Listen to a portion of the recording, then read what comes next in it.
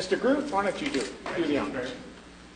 I pledge allegiance to the flag of the United States of America and to the republic for which it stands, one nation, under God, indivisible, with liberty and justice for all. Thank you, Mr. Groot. Thank you. Chief White.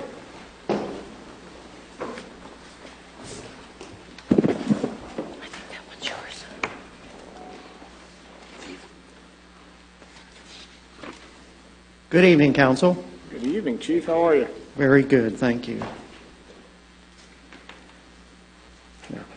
If you'd like to join me in prayer, please do so at this time. Father God, we ask for your comfort on the Reagan family as we recognize the passing of former First Lady Nancy Reagan. We remember all the value that was behind her and all her accomplishments and during their tenure in the White House. We thank you, Lord, for their family, and comfort the children and grandchildren and our nation as we endure. We thank you, Lord, for those folks who are willing to serve in this capacity, our elected leaders here locally at the county, state, national level. God, bless them all. Give them great strength. Give them good health. We pray this in your name. Amen. Amen. Thank you, Chief. This time I'd like to call the meeting to order. It is approximately 6:31 p.m. We have all members of council present. Our first item of business, ceremonial item. I'll turn it over to Mr. Cobb for introductions. Thank you, Mayor. City staff and the city's independent public accounting firm, McDermott Davis, are here tonight to present the comprehensive annual financial report for the fiscal year ending September 30th, 2015. The CAFR, as we call it, fulfills the requirements of the City Charter, Florida statutes, and the rules of the Florida Auditor General. It is prepared in conformity with generally accepted accounting principles and audited by an independent firm of certified public accountants.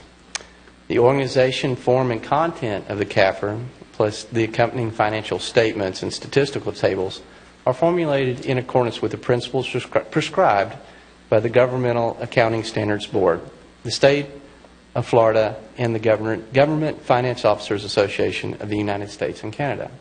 I'd like to turn it over to Mr. Boop. He has a presentation, and then our auditors, Ms. Kelly Leary, will also have a presentation for us. Thank you, Mr. Cobb, Mayor, Council. This year we felt it was important for us to provide a little bit of an overview or a briefing, if you will, before the auditor, our external auditor, came up to present the CAFR to you. There was so much going on in the financial statements this year. I just wanted to address them personally and some of the great accomplishments that your financial team has made over the last several years. With us tonight we have Colette Weber, who is the Management Financial Services Manager, and then Kelly Jones, who is our Financial Analyst, and you know her well. She works with both Robin and I, and she's a key integral part to providing the bridge between the CAFR and budget. The next page, if you would, please. I provided you a listing of all the financial statement components this year. Just wanted to highlight on a couple of them really briefly. The letter of transmittal is an extremely important component because it transmits the CAFR to you from us. But embedded in the back of the letter of transmittal are all the significant accomplishments of staff, and I would encourage you to go through and read that. The independent auditor's report, Kelly Leary is here from McDermott Davis to review that with you, so I'm not going to comment on that. The management discussion and analysis, basically what it does is it provides a written overview of all the financial statements at the 100,000-foot level and gives you a pretty good idea of what's going on around the city. The government-wide financial statements, that is a new set of financial statements that basically sits on top of the fund financial statements. And that was implemented by the GASB right around 2000, 2001, 2002. And the intent of those statements basically is to give you an idea of what's going on across the entire organization in one fell swoop. It's really been lacking in doing that until this year. This year we implemented GASB 68, and Kelly's going to talk about that in just a few minutes. GASB 68 forces us to recognize the pension liabilities associated with the police and the fire plan in the government-wide financial statements.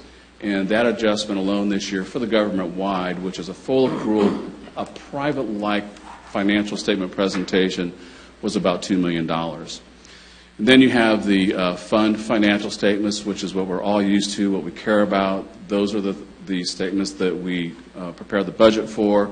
That's real cash and the real transactions of the city. Those are the financial statements, additional information, and then required supplementary information in the statistical section. So those are the main financial statement components. Linda, if you go to the next page, please. Again, we talked about the government-wide financial statements as this year being the very first year that they truly are government-wide because they also include the pension liabilities. And the government-wide financial statements are basically comprised of two statements, the statement of net position and the statement of activities.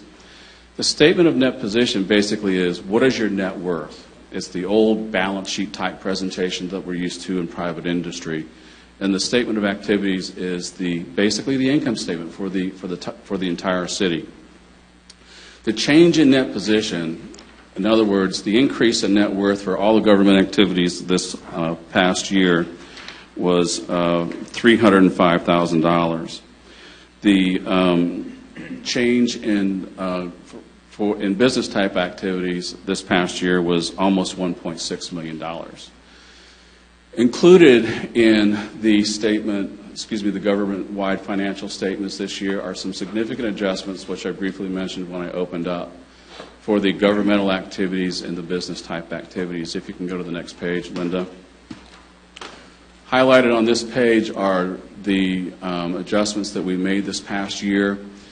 You'll see that the presentation opens up with the net position that was established as of October 1st of $83 million. We had to adopt the GASB 68 this year, which was required by the GASB. That required that we incorporate all of the pension liabilities into our government-wide financial statements, so that was a reduction of $2.2 million. Also, staff over the last couple of years has been reviewing some of our old CIP balances. These are balances that have been out there on our balance sheet that, quite frankly, we haven't had time to get to until this past year. They've been out there since 1996. They've not been looked at appropriately, lack of staff, turnover in the finance department. But as you'll recall, with the first year I was here, we attacked the things that really affected the entire organization, and that was debt service. And we reduced debt service by about almost $4 million.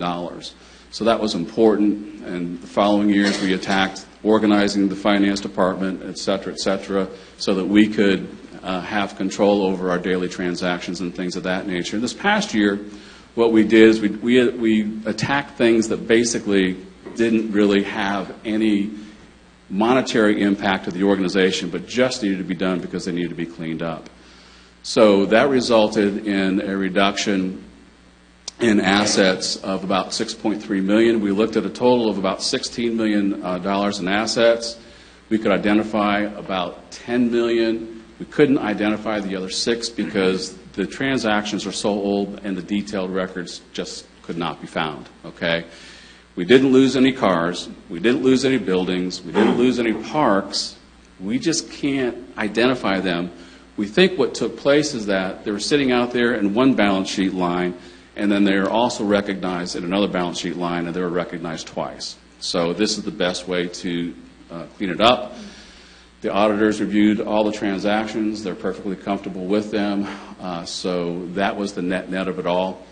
To go along with the assets that we did recognize, the $10 million, we also had to recognize about $1.1 million in depreciation expense. And then we also adjusted some of the values of the assets by $133,000. So the grand picture of all this is that for the first time ever, our balance sheet is clean in regard to fixed assets, and we can use the subledger module basically to create all the financial transactions to the ledger, which is huge for us because they've done that manually since the beginning of time here. So now it's all automated. So that's behind us. Next slide, please, Linda. Looking at the governmental fund financial statements, these are the ones that really matter to us because these are the ones that match back to budget. Looking at the general fund, we had an increase of $396,695 in the general fund. The unassigned fund balance equals 20% of expenditures. Now, I want us to realize that that's not budgetary expenditures, that's actual expenditures, so it comes in a little bit higher than budget. The combined general funds, all of the governmental activities had a decrease in fund balances of about $5.4 million.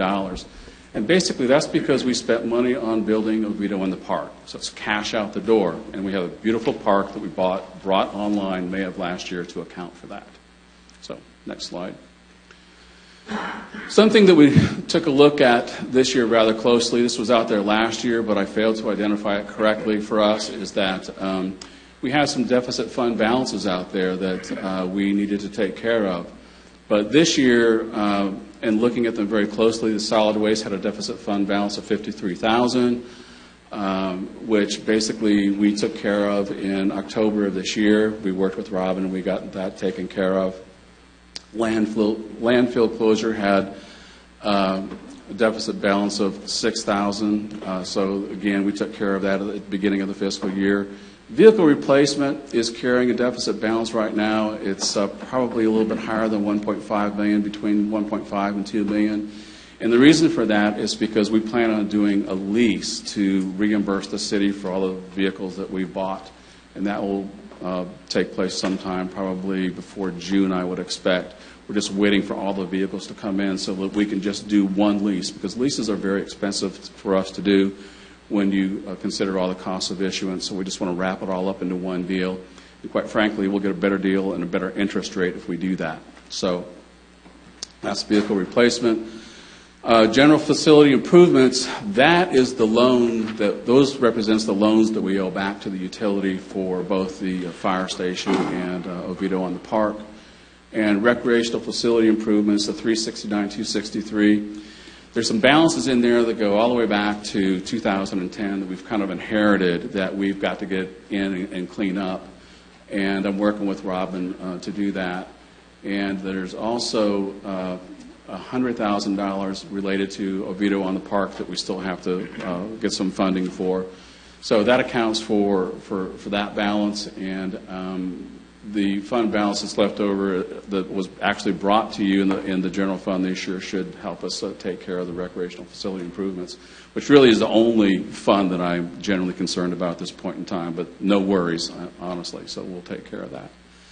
So, Linda, next slide, please. The utility fund financial statements, we had an increase in the utility fund financial statements of 1.7, almost $1.8 million this year, which is huge. That's the first time we've had an increase since 2009. Okay, and you'll remember we went through the revenue sufficiency study, and the increase is basically comprised of two components. The operating revenue of $634,000, and that is directly related to the revenue sufficiency study. So that's how much that increased. The capital contributions increased this year, which is basically impact fees and also developer contributions. So that's the main reason why we had such a significant increase this year. Had we not had the capital contributions that we had this year, and they were at the same level they were last year, we probably would have made or brought in an increase of right around $300,000 is my best guess. So those are significant this year. The importance of that is that you'll recall that when we went through the revenue sufficiency study, Willdan brought to our attention that we really want to make sure that our senior lien debt service coverage is in excess of 1.5. Last year, I was genuinely concerned about that because you'll see at 2014, it ended at 1.88. So we were definitely trending in the wrong direction. And this year, it's 2.31.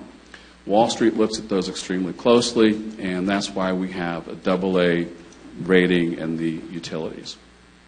So with that, next slide, please, Linda. Some other CAFR information. I wanted to assure you that our fund balances remain very, very strong. Over the past year, we earned $244,000 in investment income, which is slightly higher than the previous fiscal year. I don't know how we did that. I think basically it's the timing of investments. I would like to tell you that my highly skilled investment prowess got us that, but I can't really tell you that right now. But anyways, we've made more investment income with less money. And what you'll notice on this slide too, is that the cash and cash equivalents as of September 30th for 2015 are significantly higher than last year, even though your total cash is the same, which basically means I was waiting for investments to roll off because I knew that the Fed was positioning to increase the interest rates. So that positioned us for that, and we took excellent advantage of that this past December when they increased their interest rates. So we were well positioned for that. With that, next slide. So in summary to you, we had a solid performance for fiscal year 2014-15. The overall financial condition of the city is stable.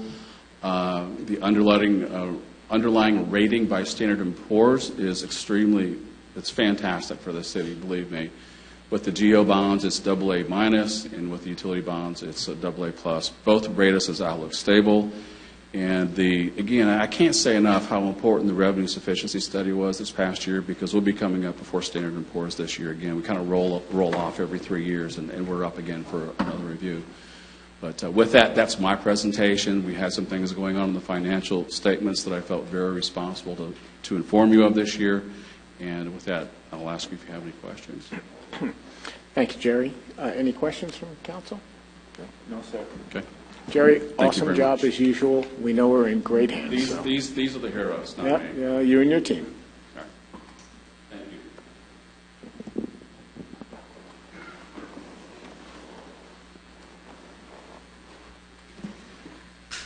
Good evening, everyone. My name's Kelly Leary. I'm a partner with McDermott Davis & Company. And we did complete the audit. Next slide, please. And again, the city got an unmodified opinion, which just means it's a clean opinion. The only thing a little bit different about this year is that we do have one little sentence in there that says that the city adopted some new accounting guidance, which is GASB 68, related to the pension plans that Jerry spoke about. But that's really the only difference between this year and last year.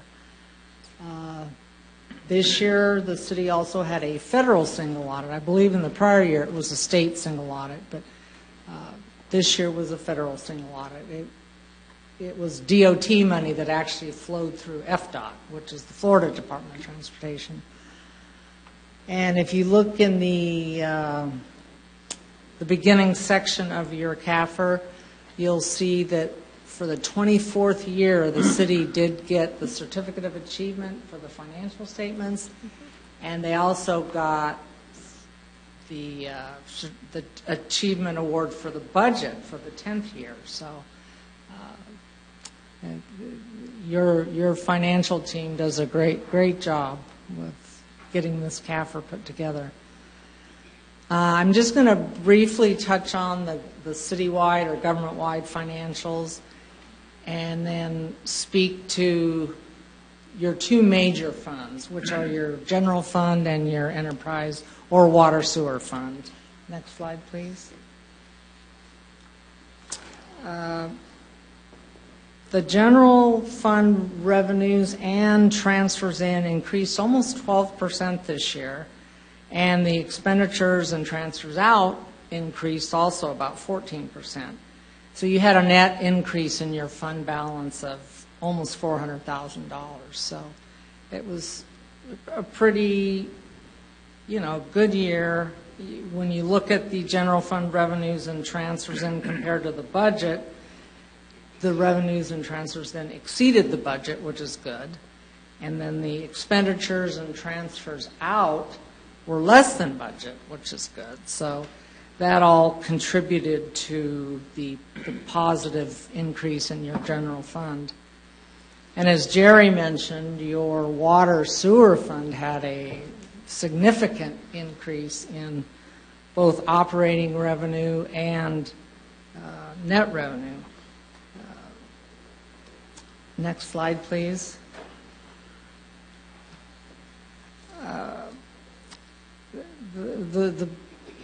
One of the biggest effects, both on the financials, the government-wide financials, and on just the amount of work that went into it, is this new GASB 68. And really what winds up on your statements is what's called the net pension liability. All we do is take the difference between the assets of the pension fund and the liabilities, and we have to book the net pension liability. And note 2 in your financials actually summarizes this, as well as the other correction of your capital asset balances. And that all went into what's called a prior period adjustment. It didn't affect current year. You know, your current year operations kind of stand on their own.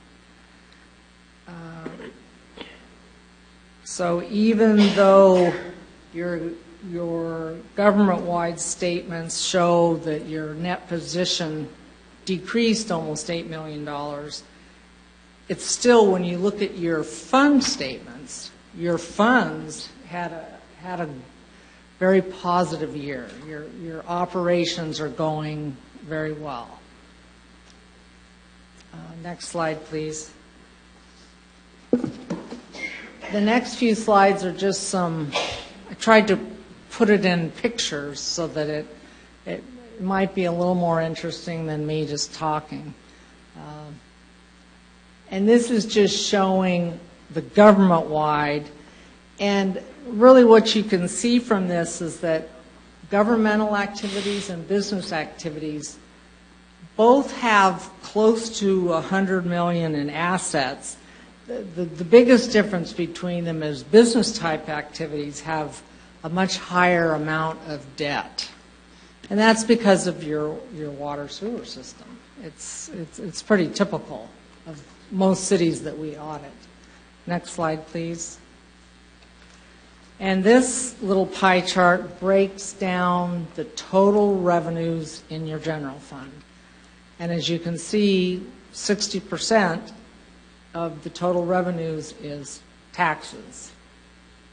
And then the next highest amount is 15%, which is intergovernmental revenues, which is, I guess that would be any money that's coming from the state that's not considered taxes. And then fines and forfeitures is about 11%, and so is the other category. And licenses and permits is around 11%. Next slide, please. Now, expenditures, as I'm sure you're all aware of, over 55% of your total expenditures is public safety. And the next biggest amount is Parks and Rec, which is 17%. And then general government is about 16%. And the lowest amount is physical environment, which is 12%.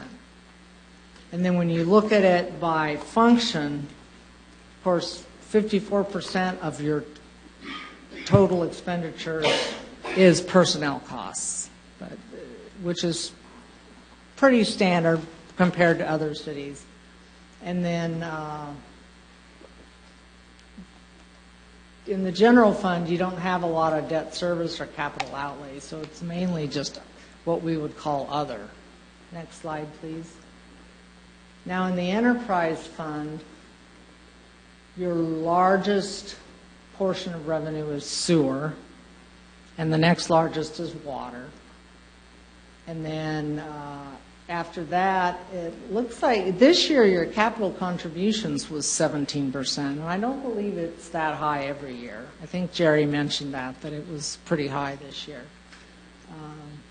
And then reclaimed water looks like about 7%, and investment income is probably less than 1%. Next slide, please. And then when you break down the enterprise fund, which is water sewer, you break it down, the expenses, personnel is only about 27%, if I'm looking at the color coding right.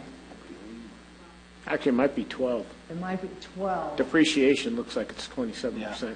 Oh, okay. And then the other is 35%. Yes, ma'am. All the costs to run the water sewer plants. And then interest is 15%. which would be expected since the water sewer funds have quite a bit of debt. Next slide, please. Well, in summary, these slides really show that the general fund and the water sewer fund both had increases in excess revenue over expenditures in 2015. And when we did the financial condition monitoring that we're required to do by the Auditor General, where we compare the city's trend within the last 5 years, and then we also compare Oviedo to other cities of a comparable size, you were pretty comparable. There were no signs of deteriorating financial conditions. So, and the city's in compliance with all of the rules and regulations that the Auditor General requires, whether it's related to budgets or grants or travel, all the various compliance requirements. This year coming up, we're going to have some major changes in the single audit requirements. But I think mainly the amount will go. Hopefully it means maybe you won't have to have single audits as much, but I guess you may still. So I know Jerry and I both have to do a little more research and make sure we're up to speed on some of the new requirements. But that's all I have. Does anybody have any questions? Any questions for council? Yes. Can I go?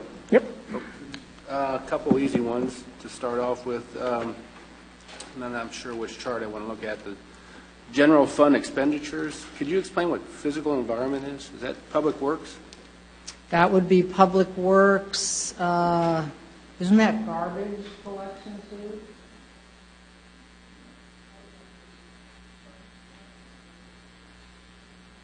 So it is mainly Public Works. Okay. That's just Yeah. Seems a little low to me at 12% for all the public works we do around here. Is that independent of the enterprise fund work, water and wastewater? Yes, this is just the general fund, so anything paid for out of the general fund. Okay. What about stormwater management? Is that an enterprise fund? It's a special revenue fund, so it's not a general It's not fund. included It's in not this? included Okay. in that, All right. no. So that makes sense. Yeah. And I guess the one clarification I want to make is these statements that the water and sewer funds have excess revenues over expenses. Is that because of the program we implemented, I guess, back in 2010 to set rates based on the CPI, and then we just re-implemented it again? Because it's kind of conflicting to me to see a statement like that when we have periodically a consultant come in that gives us a rate study on our water utilities, and keeps on asking for a rate increase. But then we see this kind of a statement that's hard to reconcile. Well, this was the first year, I believe, in many years that the water sewer funds actually had such an increase. Well, we implemented, I think Jerry can explain that, but we had a program where we would incrementally increase the rates based on the CPI, and for some reason we neglected to do that for a couple of years. So is that why we've got this bump up in 2015, that we're getting caught up? Yes, that's a significant part of it, absolutely. But Capital contributions. yeah, capital contributions is $2.5 million this year. I think it was last year, I believe it was 1.2. So it's double. Okay, so we the previous year. did something with We don't the have any water control or over that. wastewater We have somewhere. fees, and that's developer contributions. Okay. So, for issuing permits for water, sewer, that's impact fees. If developers are contributing their infrastructure to the city, that's developer contribution. And that's part of that number? Yes. Okay, so we're, Jerry, it's with all that a, catch-up that we did from those years that were not applied, wouldn't they apply to that as well? Yes, Make we that- didn't go that back figure? and bill for old years. Right. Okay, we're just recognizing the increase in the current year. Okay, But nonetheless, our operating income this year was $2.5 million, which I think you covered. But then flows from that, we pay, we have interest earnings, we have interest expense, and so that's a total of 1.8 or almost 1.9 million in expense. Okay, our income before capital contributions is $663,000, which is extremely reasonable. That's what you would expect to see in a utility like this. Okay, so we're right where we need to be from an income perspective. We're covering all of our operating expenses. We're covering our debt service. Okay, last year we didn't even cover our debt service. We had a significant loss. Okay, at this point. So, as I said in the slide earlier too, our coverage ratio was 1.88. Okay, I was very, very concerned last year. That's why I was moving very hot and heavy on the revenue sufficiency study to get all these pieces in place, because I know that S&P is coming at us again this year, and we have got to be prepared to justify our financial position with them. Had we not done that, then S&P may lower their rating of the utility. So I feel confident, I feel safe right now. We've done all the right things for the city, for the city's utility. Jerry, what's the total revenue of the water sewer fund? This past year was $12,086,000. Oh, total revenue. I'm sorry. Total revenue that we brought in. $12,265,000. So in the end, we ended up with $600,000. Correct. 5% return. Which is very narrow. Yeah, that is. I mean, that's thin. It can go either way. I mean, some aberration. A couple of big burst pipes somewhere, and that 600,000's gone. Some aberration in the expense structure, which we have had last year. Since I moved from Live Oak. Well, now that we got Schenck out of Live Oak, the sewer pipe isn't blowing up We haven't had anymore. those pipes blow up every other month. So I guess have we turned the ship around on your concerns with the utility fund? And we're not out of the woods, but we're heading out of the woods? We're headed in the right direction. Okay. All right, good. Thanks. Any other questions? Well, can I just say one thing, piggyback on Councilman Britton? So, Jerry, so we really should not have, well, you may have some big problems of burst pipes on it, but with this rate study we did, with the CIP being implemented now every year, we shouldn't really have this conversation anymore. If everything just goes status quo, we're good. Keyword status quo. Right, we're good. Obviously, if you have some unforeseen problems, but the way we've set it up, this thing runs itself, and we don't have to go back and have another massive rate study after the last one we had. We will probably have another rate study, but it will not result in a rate increase. Right. The next rate study that we have, we want to make sure that all our rates are in the right places. Right. That's the next step. Right. And I have not pulled the trigger on that yet. Yeah, because what we agreed to the last time we did that was supposed to be the end all. Okay, if we agree to this, we're good. You know, so that hopefully we don't. I have to caution us. I know we. Yeah. You know, I don't know that there ever could be a be-all, end-all, only because none of us have have absolute control over anything that can happen to us operationally. So we have to make sure that, you know, as Oviedo grows, as the demand on our systems expands, right, that we're able to meet the demand, the expansion, and also have a way to pay for all that as well, which is a significant component of the capital plan.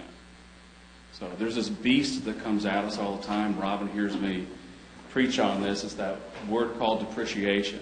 You know, it's that word that's a non-monetary word, but it hits our financial statements every year.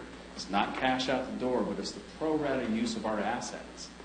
And if we manage that number correctly, we can make sure that we retain enough cash in the operations to do a lot of things. So it requires key and concise management. Well, the reason I asked you, because when we had that last consultant, and we've had two consultants, the one that Dominic used to get along with really good, who's not here anymore, then we got the new one, and I asked that gentleman point blank last time, okay, so if we give you the green light to do this, we're good for like 10 years. Yep, we're good. So I'm hoping that forecast is good. As long as we keep on the CPI index right, correct. track. That is a key statement. We have to make sure that we stay on track with our CPI. Right. I mean, if we add CPI that wasn't considered, when he did his work, then it changes things. Right, but we caught up what we missed, and now we're on the path, so should be. We did our very best. You did. Good job. One last thing, and I just have to say this, I'm going to drive my staff nuts, but if we get, or I should say when we get, the Certificate of Achievement for award this year, it will be a quarter of a century. This will be our 25th. That's something for you good folks to be proud of, and for all the folks that... Isn't that like the silver anniversary, 25 years, something like that? I'll tell you, we need to have a party, though. What kind of gift do we get you for that? Exactly. It's negotiable. Okay. And Well, you 10 know. year for budget, too. So Yeah. both of those are Exactly. great accomplishments. They are. Yeah, not very many of the cities that I audit get the one for the budget. Probably 2 or 3 out of 13. It's Well- not nearly as common as the certificate of achievement for the financials. We have an extremely fiscally conservative team here at the city. You guys, all of you, every one of you who are involved in this budget, just do an exceptional job meeting the needs of the citizens and watching where, every dollar goes.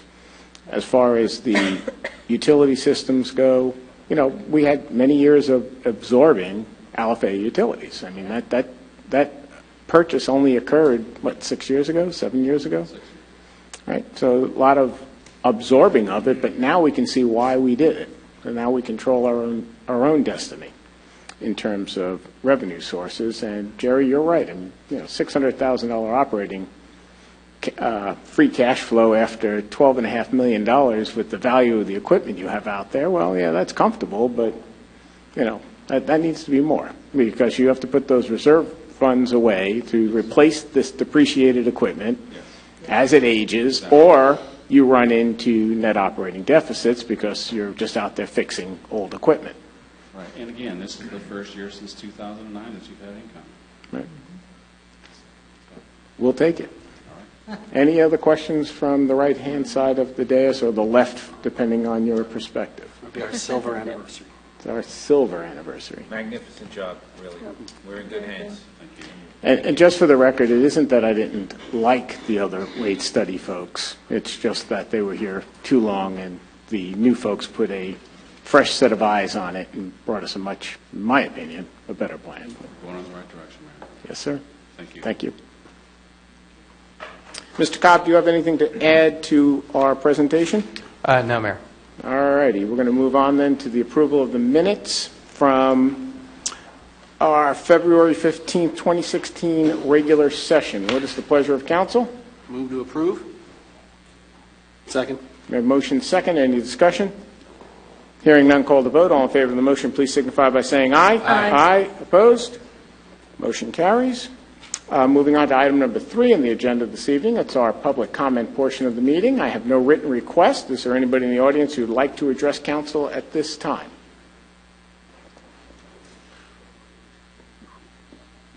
Seeing none, we will close public comments and move on to the consent agenda. And before we do that, I just need to advise council that consent item number 4, resolution number 3150-16, that item has been postponed to our April 4th, 2016 meeting at the request of the applicant. Mr. Groot, do you need us to make a motion to do that? How would you be most comfortable?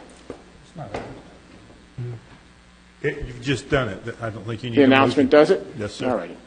So the items that are on the consent agenda for our consideration this evening, gentlemen and lady, are going to be item 4, 5, 5, not 4. 5 through 9. well, I have number 4, 31, 50, 16. Okay, yes, I'm sorry. Okay, 5 through 9. Thank you for the help, gentlemen. 5 through 9 is the consideration for consent agenda. What is the pleasure of council? Mr. Mayor, Councilman Hank. make a motion to approve items 5 through 9, the consent agenda. Second. We have motion and a second. Is there any discussion? No, sir. Looks good. Councilwoman? No, sir. No? Deputy Mayor, anything? Nothing, sir. Councilman Britton, you good? Good. All righty. Hearing none, I'll call the question. All in favor of the motion to approve items, 5 through 9, signify by saying aye. Aye. Opposed? Motion carries. Moving on to public hearings, we have none. Our first order of business is first reading. It's item number 11. It's ordinance number 1635. Let me just catch up here. And we will get there. Mr. City Attorney, can you read that ordinance by title only for us, please? Yes, Mr. Mayor. An ordinance of the City of Oviedo, Florida, amending the official zoning map to change the zoning district of approximately 0.25 acres located at 267 Wilson Avenue, approximately 800 feet south of Geneva Drive, from Seminole County Residential R1 to City of Oviedo Single and Two-Family Residential R2, providing for legislative findings and intent, implementing actions, non-codification, severability, conflicts, and an effective date. That's the ordinance by title, Mr. Mayor. Thank you, Mr. Groot. Mr. Cobb, can you enlighten us on this? I seem to remember this from like eons ago coming into this council chambers, and it evidently still is not fully resolved. Thank you, Mayor. Yes, the property was annexed into the city in 2008. At that time, it was assigned a future land use designation of medium-density residential. However, there was not a zoning district applied to it. So therefore, the purpose of this proposed zoning map amendment is to assign the property a zoning district that is consistent with the medium-density residential land use and incorporate the property into the official zoning map. The staff recommends approval of the zoning map amendment based on its findings that are presented in the supporting data and analysis report. And the following, the district is consistent, the R2 district is consistent with the medium-density residential future land use. The R2 zoning district is compatible with the surrounding zoning districts of the adjacent properties. The subject property meets the minimum lot requirements for the R2 zoning district, and there are no additional capital improvements that are needed resulting from this zoning map amendment. The Land Planning Agency conducted a public hearing on February 9, 2016, and recommended adoption of ordinance number 1635. It's recommended that the City Council schedule a public hearing for April 4th, 2016. Thank you, Mr. Cobb. Any questions for Mr. Cobb? And Mr. Cobb, just enlighten everybody real quick. If I remember, this has to do with adding an extension onto their home.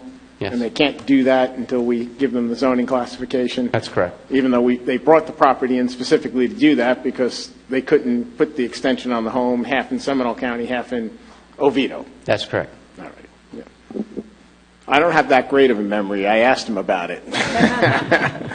But I do remember it from years ago. But all righty. Any other questions from council? No. All righty. Then I'd like to entertain a motion to schedule the public hearing for ordinance number 1635 on April 4th, 2016, here at the Oviedo City Hall, Oviedo City Council Chambers, 400 Alexandria Boulevard, Oviedo, Florida, 32765 at approximately 6:30 p.m. So moved. Second. Motion second. Any further discussion? No, sir. Hearing none, call the vote. All in favor of the motion, please signify by saying aye. Aye. Opposed? Motion carries. Moving along, we're up to item number 12, resolution number 3155-15. Just get over to that page. Mr. Cobb, please enlighten us. Thank you, Mayor. This is a request for the City Council to approve the purchase of approximately 0.5 acres located on the north side of County Road 419 and the west side of Reed Avenue for a price of $65,000 plus miscellaneous normative real estate transaction fees and expenses that are outlined in the contract for sale. The property is currently up for sale. The willing seller price is, asking price is $65,000. If the property is purchased, it will allow us to move forward with plans to extend the boardwalk that is currently at Round Lake Park. It will allow us to bring it around from Reed Avenue over into what we call the beach area. Mr. Bowler has been working with the property owner's representative and was able to negotiate a price that would be a willing seller and willing buyer. The purchase is not budgeted in the adopted budget. However, there are funds available in the general fund contingency account.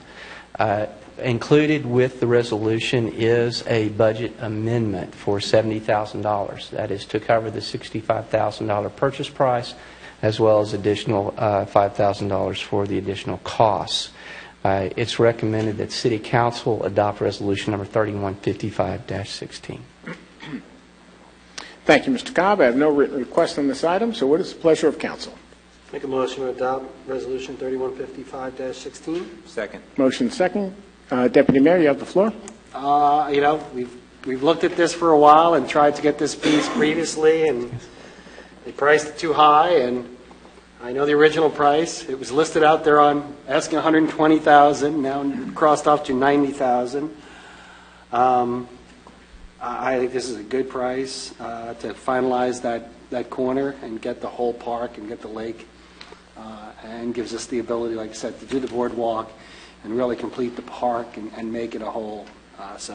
It's, again, we've been looking forward to do this for a while, so great job, Drew. Who was second? Councilman Henkin? No, I mean, I think this is great, and, how cool is land being bought and no homes and more park? We like that, Round Lake Park is going to look awesome, Drew. I know you worked hard on that, so this is it's going to be nice to see that all done, so good job. Great. Councilman Britton, anything? Real quick, Brian, I know we spoke about this last week, about the possibility of any cost-sharing grants or programs out there. Do you have anything to report on that? Not yet, sir. We're still reaching out, like we discussed. Councilman Britton learned of a program with St. Johns River Water Management District, and so Ms. Hayes and I are going to approach them about the idea of possibly helping to fund the purchase of this property. But we wanted to go ahead and move forward with the purchase tonight so that we could get that underway, and we will touch base with the district representative. Okay. Thanks. Councilwoman, anything? No? It's good for me. Well, a willing seller is always a better seller, and this isn't very much over what it appraised for, I think, 4 or 5 years ago when we looked at it. So great job, Drew, and, it's nice to finish off the land around the lake, because that's been in the capital improvement plan forever. And, it's always nice to add additional lands into the city's land bank. So, excellent. Anything else? All righty. Motion on the table is to adopt Resolution 3155-15. All in favor of the motion, please signify by saying aye. Aye. Opposed? Motion carries. No discussion item. Excuse me. No discussion items. Mr. Cobb, you're up. Thank you, Mayor. I just have a couple of quick items. I wanted to let you know about our Memorial Day ceremony. It will be on Monday, the May 30th at 9 a.m. at the Veterans Tribute at Center Lake Park. We will be adding approximately 180 names to the tribute, and Chief White has been working very diligently with the American Legion, folks that have been helping us with the tribute, and it'll be a very touching ceremony, so we want to get that onto your calendars. The second thing I wanted to tell you about is on February 24th, I got the honor of going up with Chief Chudnow to receive our accreditation. This was the police department's Excelsior accreditation, which is the highest that you can achieve. And Chief Chudnow has a presentation that he would like to give to the City Council. But I would also like to let you know about that Chief Chudnow was also recognized at the ceremony for his service to the Accreditation Commission, and in particular serving as the chairman of the Board of Commissioners. Chief. Great, Chief. Good evening. Like Mr. Cobb said, on February 24th, we received our certificate of accreditation. This is our 5th re-accreditation, so it's our 6th accreditation. So for the last 18 years, the last 16 years, the city, the police department has met all the standards from the Commission on Florida Accreditation, and I was glad Mr. Cobb was able to be there. There's only a handful of agencies in the state that have reached the Excelsior level, and we're one of them. Congratulations. Congratulations. Very great. Mm-hmm. It's all to the men and women of the department. We can write the policies. to meet the standards, but they're the ones that have to carry them out on a day-to-day basis. And where are you displaying that proudly? It is probably displayed in the lobby of the police department. Excellent. I just took it off the wall to bring it here. Well, Did the alarm go off? that is an exceptional accomplishment. And is there any way we can get another one of those for the lobby of City Hall? I can work on that one. That would be quite an accomplishment to hang out there where more of the public comes through. Generally, the ones coming through at the police department really don't care that you're rated like that. Well, they do because they get excellent police services. That you were rated that high, but I will work on that. I will work on that tomorrow. Thank you. Congratulations. Mr. Cobb, anything else? No, Mayor, I have nothing else. Mr. Groot? I have nothing for the good of the order this evening, Mr. Mayor. Nothing for the good of the order, Mr. Groot. All righty, moving on. Deputy Mayor. Last week I was proud to represent us and welcome everybody to Government Night for the Police Academy that we held. And I got to say, the people there were actually, a lot of them, I asked them, why are you here? Why are you here? And most of them were just so thrilled that it's actually a program we have. That was one of the biggest things they kept saying is, this is a great program. We're so happy you guys have this. So, Chief, it's that's just great that you do put that on and help the people, understand what goes on in policing and with the government and what happens. They really were thrilled. And the city manager really gave information out about how the city works and had some the directors there to help answer some questions from the people. But it was a very good night. The State of the City's coming up March 9th. Wednesday. And, if you weren't there this weekend with your dog, I don't know where you were. Saturday, totally one of the greatest events. I told Drew it was all his event. I remember him kind of bringing it up, and I said it was kind of dogs, park, bring people, okay, whatever. That's how I kind of, you listen to it, and he was more excited about it, but you're hearing dogs, bark, beer, festival, people, okay. Packed. You kind of go, okay, Drew, if you think this is going to work, from start to finish, it was just completely packed. It was one of those good words that you hear is it was uneventful. There were no dogs fighting. I was there for a while, and you didn't hear dogs barking. I was shocked. It wasn't like dogs are barking and having a rough time with each other. It was such a great event. Neighbors, friends who brought their dogs who were just there, everybody was like, wow, that was a wonderful event. So, Drew, it was your idea. You get all the credit for seeing it was out there, doing it, putting it together. Your staff did a great job putting it together, making it happen. And like I said, from the police officers that I was talking to, I was like, it was a great event. Everybody was happy. It was a great event. So congratulations. You should really be proud. I said that was one of the, if not the premier event that's been put on in the park this year so far. It's such a great event. Daylight savings is coming up. Only because the State of the City hasn't happened yet. Well, that's true. Then that'll overwhelm it. Daylight savings is coming up this week, so as a reminder, just to get that first reminder in your head, that daylight savings is coming up this week, so Saturday night, set your clocks. That's it. Councilman Henkin, you're up. I'll just piggyback on a couple things. Drew, we've been talking about signature events and all kinds of stuff. I think you might have one there, brother. I mean, there was so many people there. I mean, Oviedo Boulevard had cars up and down it like, we haven't seen in quite a long time. So, that was a great job. Drew, when you touch stuff, it tends to turn to gold. So I mean that sincerely. You're doing a good job over there. People love the park and, a lot of good stuff. So, good job to the parks. Our financial team, tonight's a night of accolades, and I know some people don't like it when we heap praise from up here, but I'm going to do it anyway.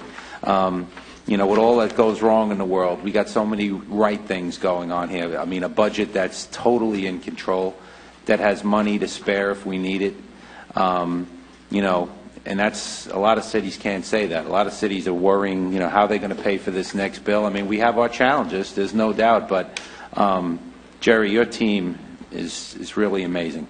And we thought we had, your predecessor was very good too, but you've really even gone above her, and she was pretty awesome. So, great job. Our police department, I mean, how do you ever say thank you, Chief? I always say there's no amount we could ever pay. When I'm driving home down 419 and I see that lonesome walk being made to the side of a dark car, how do you ever say thank you? Our city is safe. It's not without problems, but it's safe. And, there's no place I'd rather be than Oviedo. I mean, we're doing fine, and we will address the concerns of traffic and stuff, and I encourage everybody that does have some issues to come out on Wednesday night. The mayor does a good job explaining of a lot of the things that are going on in the city. It's really a fun night. All of us will be there. We'll answer some questions for you, and we can, have a good night. But, lots to be proud of in our city. And Brian, thanks for keeping it all together. And I'll let it go with that because I'll do this all night because I love the city. We're on our way somewhere special, and we will fix the traffic. So don't worry about it.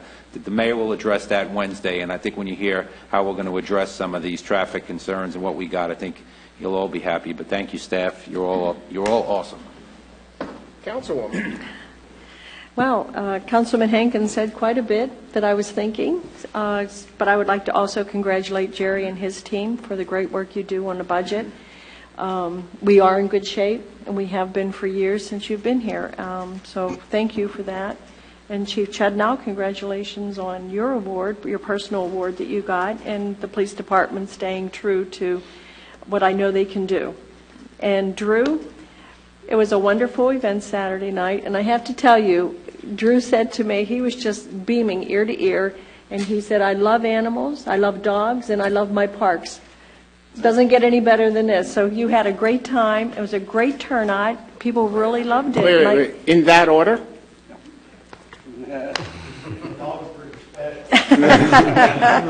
What does Debbie have to say about that? She was standing right there. She was right there, yeah. That goes without saying, right, that the wife comes first. Debbie, Josh, we're just checking here. Yeah. So thank you. It was a great night. Very nice. Thank you. Anything else, Councilman? No. Nope. Councilman Britton? Same thing. Drew, good job. I did want to mention that the young lady that was providing the entertainment was awesome. And is it true she's only 15 years old? She's mature beyond her years. She was really good. So if you know who she is, tell her we enjoyed the show. Again, Jerry, congratulations to your group. Good job. One announcement, I did attend the CalNO meeting, and that's where we found out about the program St. John's has for cost sharing with conservation purchases, so hopefully that'll work out. They did give a presentation that was kind of interesting. It was on what they're going to do beyond the I-4 Ultimate project as intersections get built out on the periphery of the project. And they gave some examples of, I believe it's in the Lake Mary area, where they're going to go to this thing called a Michigan left, where there's no, these large intersections, they'll have no left turns. You either go straight or turn right.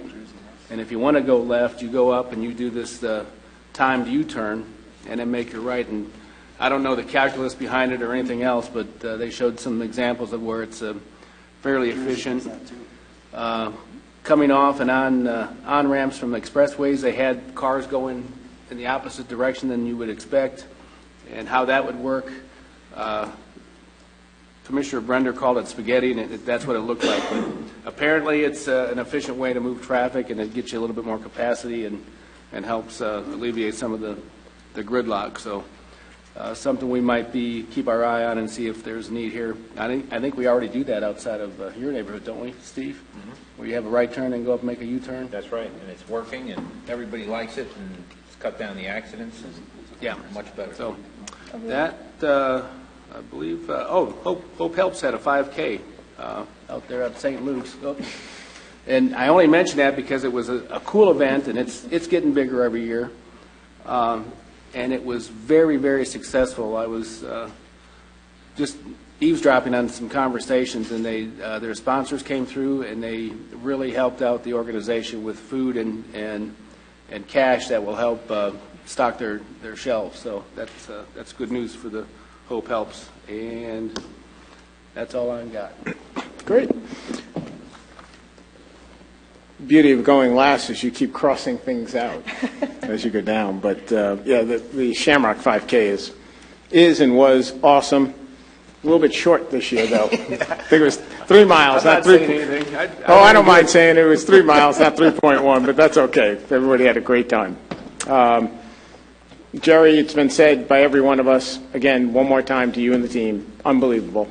Great job, as always. Robin, you have your hands in this, too. We know.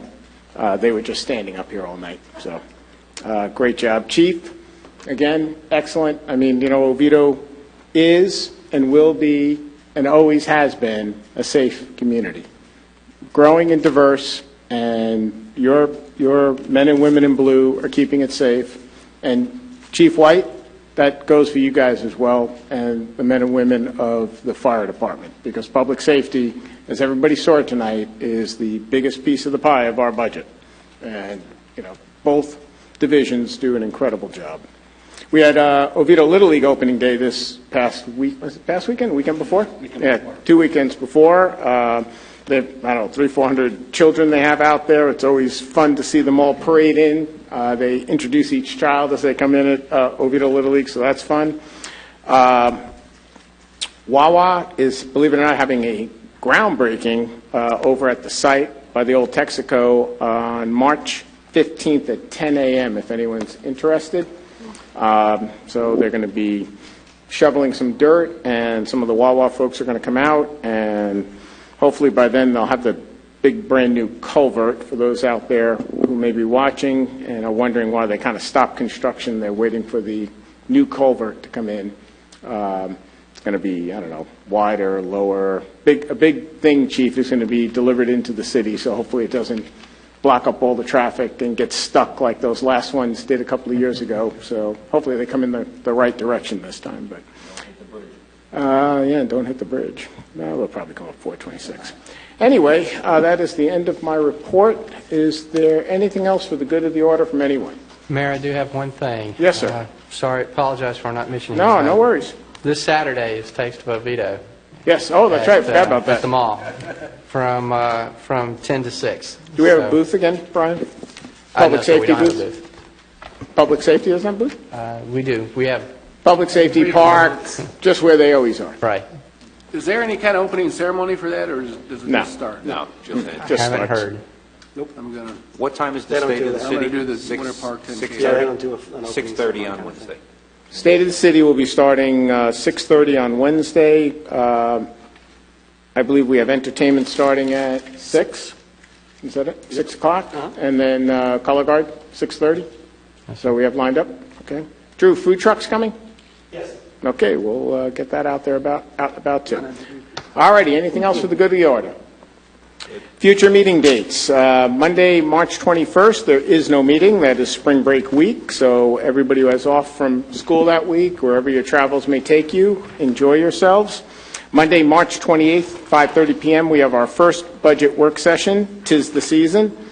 Monday, April 4th, regular session 6:30, and a CRA meeting has been added at 6 o'clock.